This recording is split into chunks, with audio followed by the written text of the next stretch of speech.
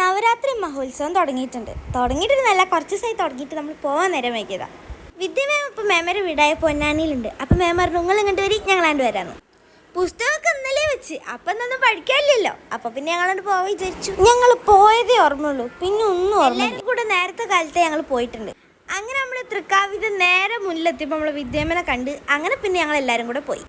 പോകുമ്പോൾ വഴിക്ക് നമ്മളൊരു വലിയൊരു കുളം കണ്ടു. അതിൻ്റെ നടുവിലൊരു ദേവീനെയും കണ്ടു. എന്താന്ന് സംഭവം അറിയണവർ ഒന്ന് കമൻറ്റ് ചെയ്യാൻ മറക്കണ്ട. അങ്ങനെ അമ്പലത്തിൻ്റെ ഉള്ളിൽ കയറിയപ്പോൾ എൻ്റെ കിളി പറ മക്കളെ അങ്ങോട്ട് നോക്കാനാ. എനിക്കാണെങ്കിൽ ഇത്രയും പേരുള്ളൊരു ജീവി ആനയുള്ളൂ. പിന്നെ ഒരു കാര്യം ഞാൻ പറഞ്ഞില്ല, ഈ വീഡിയോ ഫുള്ള് ഒരു വരി നിൽക്കുന്ന വീഡിയോ ആണ് കൈ.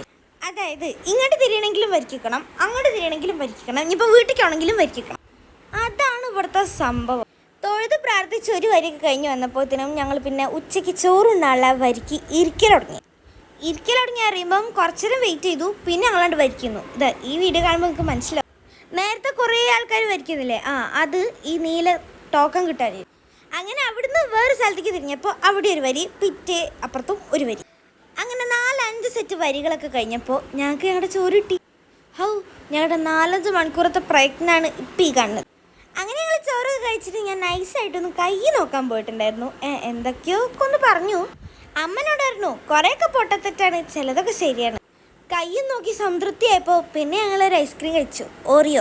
പിന്നെ എനിക്കൊരു റിംഗ് കമ്മലും അല്ലറ ചില്ലറ അന്നൂട്ടൊരു പന്തും മീനുട്ടിക്ക് എന്തോ തോക്കൊക്കെ വാങ്ങിയിട്ട് ഞങ്ങൾ പിന്നെ സ്ഥലം വിടാൻ തീരുമാനിച്ചു. കാറിൽ തന്നെ കുറേ കളി തുടങ്ങിയിട്ടുണ്ട്. എന്തിന് 2 ദിവസം കഴിഞ്ഞ് എൻ്റെ പണി തീർക്കാനല്ലേ. അങ്ങനെ പിന്നെ ഞങ്ങൾ വണ്ടിയിൽ യാത്ര ചെയ്തു.